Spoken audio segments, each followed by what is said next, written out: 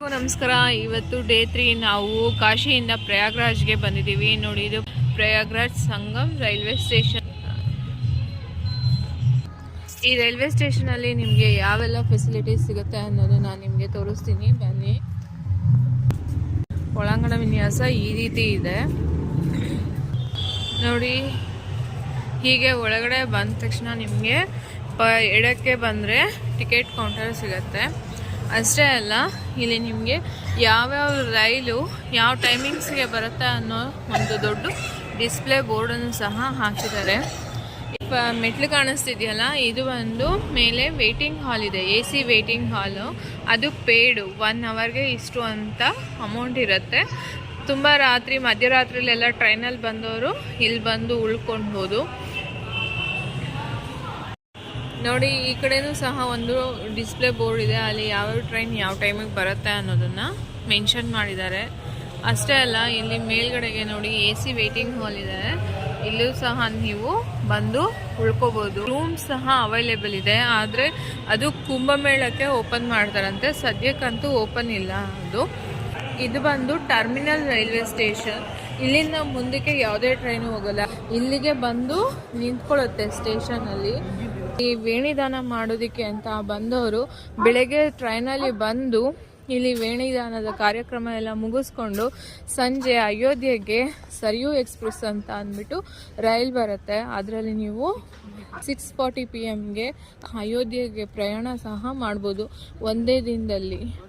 ಅಯೋಧ್ಯೆಗೆ ನೀವು ರಾತ್ರಿ 12 o'clockಗೆ ಹೋಗಿ ಸೇರ್ತೀರಾ. ಅಲ್ಲೂ ನೀವು ಮಧ್ಯರಾತ್ರಿ ಹೋಗಿ ತಲುಪೋದ್ರಿಂದ ಅಲ್ಲೂ ಸಹ ಅಯೋಧ್ಯೆ ರೈಲ್ವೆ ಸ್ಟೇಷನ್ ನಿಮಗೆ AC room, dormitory, waiting room facility ಎಲ್ಲ ಸಿಗುತ್ತೆ. ನೀವು ಅಲ್ಲೇ ಉಳ್ಕೋಬೋದು. ಇದು ಪ್ರಯಾಗ್ರಾಜ್ ಸಂಗಮ್ ರೈಲ್ವೆ ಸ್ಟೇಷನ್ ನೋಡಿ, ಇದೇ ಟರ್ಮಿನಲ್ ರೈಲ್ವೆ ಸ್ಟೇಷನ್. ಇದು ಇಲ್ಲಿಗೆ ಕೊನೆ ಆಗುವಂಥದ್ದು, ರೈಲ್ಗಳೆಲ್ಲ ಬಂದು ಇಲ್ಲೇ ಕೊನೆ ಆಗುತ್ತೆ. ಇಲ್ಲಿಂದ ಇಂಜಿನ್ ರಿವರ್ಸ್ ತಗೊಂಡು ಮತ್ತೆ ಮುಂದೆ ಹೋಗುತ್ತೆ, ಇಲ್ಲಿಂದ ಮುಂದೆ ಹೋಗೋಕ್ಕೆ ಆಗಲ್ಲ. ತುಂಬ ಸ್ವಚ್ಛವಾಗಿದೆ, ತುಂಬ ಚೆನ್ನಾಗಿದೆ.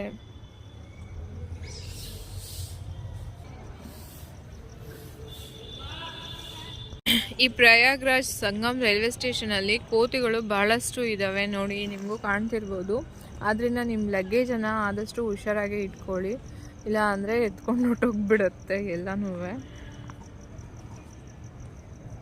ನೋಡಿ, ನಾವು ಈಗ ಪ್ರಯಾಗ್ರಾಜಲ್ಲಿ ತ್ರಿವೇಣಿ ಸಂಗಮಕ್ಕೆ ಬಂದಿದ್ದೀವಿ. ಈಗ ನಮ್ದೆಲ್ಲ ಸ್ನಾನಗಳಾಯಿತು. ನೋಡಿ, ಈಗಾಗಲೇ ಇಲ್ಲಿ ಎಷ್ಟು ಜನ ಸೇರಿದ್ದಾರೆ ಅಂತ ಅಂದ್ಬಿಟ್ಟು, ಎಷ್ಟು ಬೋಟ್ಗಳಲ್ಲಿ ಎಲ್ಲರೂ ಬಂದು ಇಲ್ಲಿ ತ್ರಿವೇಣಿ ಸಂಗಮದಲ್ಲಿ ಸ್ನಾನಕ್ಕೆ ಕಾಯ್ತಾ ಇದ್ದಾರೆ.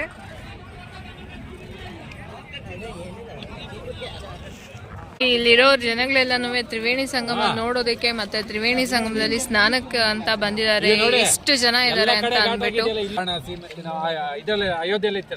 ಸೇಮ್ ಘಾಟ್ ಇಲ್ಲೂ ರೆಡಿ ಮಾಡಿ ನೋಡಿ. ನಾವೀಗಾಗಲೇ ಯಮುನಾ ನದಿಯಲ್ಲಿ ತ್ರಿವೇಣಿ ಸಂಗಮ ಇದೆಯಲ್ಲ, ಅಲ್ಲಿ ಹೋಗಿ ಸ್ನಾನ ಮುಗಿಸಿ ಈಗ ತಾನೇ ಬಂದು ದಡದಲ್ಲಿ ಸೇರಿದ್ವಿ. ಯಮುನಾ ನದಿ ನೋಡಿ ಯಾವ ರೀತಿ ಕಾಣ್ತಾ ಇದೆ ಅಂತ ಅಂದ್ಬಿಟ್ಟು, ಬಹಳ ವಿಶಾಲವಾಗಿ ಹರಿತಾ ಇದೆ ಯಮುನಾ ನದಿ. ನಿಮ್ಗೆ ಈಗ ಕಾಣ್ತಾ ಇರೋ ಅಂಥದ್ದು ಇದು ಅಶೋಕ ಫೋರ್ಟ್ ಅಂತ, ಸಾಮ್ರಾಟ್ ಅಶೋಕನ ಫೋರ್ಟ್ ಇದು.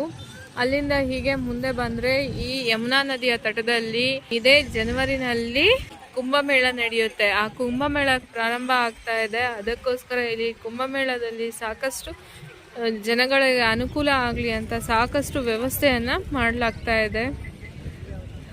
ನಿಮಗೆ ಅಲ್ಲಿ ಸಾಲಾಗಿ ಬೋಟ್ಗಳು ಕಾಣಿಸ್ತಿರ್ಬೋದು, ಅದೇ ತ್ರಿವೇಣಿ ಸಂಗಮ.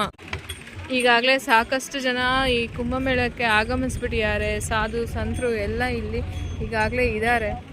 ಸಮಯದ ಅಭಾವದಿಂದ ತ್ರಿವೇಣಿ ಸಂಗಮದಲ್ಲಿ ಸ್ನಾನ ಮಾಡಿದ ಕೂಡಲೇ ಅಯೋಧ್ಯ ಕಡೆಗೆ ಪಯಣ ಬೆಳೆಸಿದೆವು.